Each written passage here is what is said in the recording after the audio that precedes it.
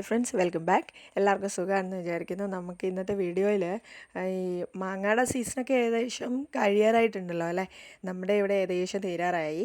നമ്മൾ ആദ്യം കുറച്ച് മാങ്ങയ്ക്ക് പറിച്ചായിരുന്നു കേട്ടോ. അപ്പം ഇന്ന് നമ്മൾ അതിൻ്റെ മാങ്ങയെല്ലാം ഒന്ന് പറിക്കുന്ന ഒരു വീഡിയോ ആണ് കേട്ടോ. ഒരു തൊട്ടിയും വെച്ച് ഞാനും ഉണ്ട്, മോളും ഉണ്ട് കേട്ടോ. രണ്ടുപേരും കൂടെ വളരെ കഷ്ടപ്പെട്ട മാങ്ങകൾ പറിക്കാൻ വേണ്ടിയിട്ടുള്ള ശ്രമമാണ്. ഇതിങ്ങനെ ഒരുപാട് ഉയരത്തിലായതുകൊണ്ട് തന്നെയാണ് കേട്ടോ ഇത്രയും ദിവസം ഇതിങ്ങനെ നിന്ന് പോയത്. അല്ലെങ്കിൽ നമ്മളിത് നേരത്തേക്ക് പറിച്ച് എടുത്തതിന് വരുന്നത്.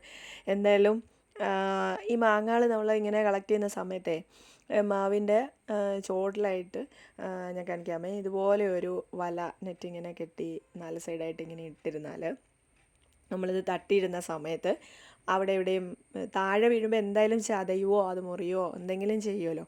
അപ്പം അത് അങ്ങനെ അല്ലാതെ നമുക്ക് കിട്ടാനായിട്ട് നല്ലൊരു ഐഡിയ കേട്ടോ.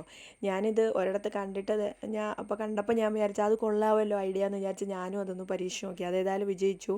ഇതിങ്ങനെ നേരെ തന്നെ ആ വലയിൽ തന്നെ വന്ന് വീണോളും കേട്ടോ. ഇത് കണ്ടോ, കുറേ ഇലയൊക്കെ വന്ന് വീണിട്ടുണ്ട്, അതൊന്നും കുഴപ്പമില്ല. എന്തായാലും മാങ്ങ നമുക്ക് ഒരു പരിക്കില്ലാതെ നമുക്ക് കിട്ടും. നമ്മൾ അച്ചാറൊക്കെ ഇടുന്ന സമയത്ത് നല്ല പ്രശ്നമില്ല, അന്നേരം നമ്മളത് മുറിച്ചെടുക്കുന്നത് കൊണ്ട് പ്രോബ്ലം ഇല്ല.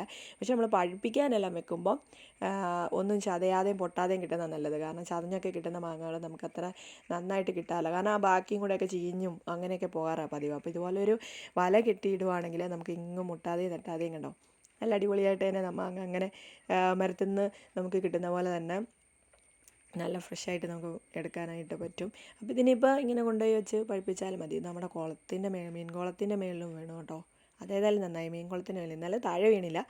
ഇത് നമ്മൾ അങ്ങനെ കളക്ട് ചെയ്യാൻ വേണ്ടിയിട്ട് അപ്പോൾ ഞാൻ ഈ വല ഇങ്ങനെ ഇടുന്നത് ഒരു ഐഡിയ ആയിട്ട് തോന്നി, അത് നിങ്ങളുടെ അടുത്ത് ഷെയർ ചെയ്യാമെന്ന് ഞാൻ വിചാരിച്ചു.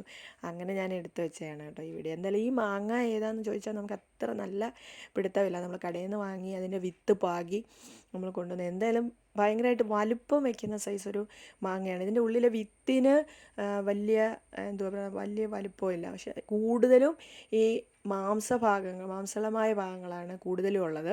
നല്ലതായിട്ട് പഴുത്താൽ നല്ല മധുരമാണ്, അല്ലാന്നുണ്ടെങ്കിൽ കുറച്ച് പുളി. എന്നാലും സാധാ മാങ്ങകളുടെ അത്രയും പുളിയില്ല. കിളിച്ചുണ്ടനാണെന്നൊക്കെ ഓരോരുത്തർ പറയുന്നു. എനിക്കറിയത്തില്ല ഇത് കറക്റ്റ്, ഇതിൻ്റെ പേരൊന്നും നമുക്കറിയത്തില്ല. നമ്മളങ്ങനെ ചോദിച്ചൊന്നും വാങ്ങിയൊന്നുമില്ല.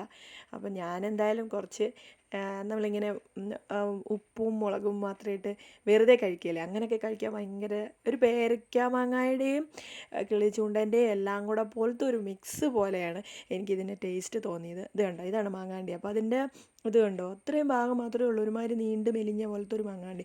ബാക്കി മുഴുവൻ നമുക്ക് മാംസളമായ ഭാഗമാണ്. പിന്നെ ഇപ്രാവശ്യം കിട്ടിയതിൽ കുറേ മാങ്ങയിൽ കേടുണ്ടായിരുന്നു, പുഴുക്കുത്തലുണ്ടായിരുന്നു. അങ്ങനെ ഒരു പുഴുക്കുത്തൽ കണ്ടിട്ടുണ്ടെങ്കിൽ അതിനകം മുഴുവനും പോകും. തന്നെത്താനെ ഇങ്ങനെ പറഞ്ഞ് താഴെ വീഴുകയായിരുന്നു ചെയ്തത്. അപ്പോൾ അത് മുഴുവൻ എടുത്ത് നോക്കിയത് മിക്കതും തന്നെ ഇങ്ങനെ അഴുക്കായിട്ടുള്ള മാങ്ങയായിരുന്നു. ഏതായാലും കുറേ മാങ്ങ ഈ വർഷം കിട്ടിയിട്ടുണ്ട്. അപ്പോൾ വളരെ സന്തോഷമായി. കാരണം ഇതിന് മുന്നേ ഒന്നും ഇത്രയും മാങ്ങ നമുക്ക് കിട്ടിയിട്ടുണ്ടായിരുന്നില്ല. ഇതിങ്ങനെ ഉണ്ടാവാനുള്ളൊരു കാരണമൊക്കെ ഞാൻ നേരത്തെ ഒരു വീഡിയോയിൽ പറഞ്ഞിട്ടുണ്ട്, ഇതിനെന്താണ് വളമൊക്കെ കൊടുത്തതെന്നൊക്കെ ഉള്ളത് കേട്ടോ. അപ്പോൾ ഇത്രയൊക്കെയാണ് നമ്മുടെ ഇന്നത്തെ വീഡിയോ. പുതിയ വീഡിയോ ആയിട്ട് നമുക്കിനി കാണാം. Okay, thanks for watching. Take care, bye bye.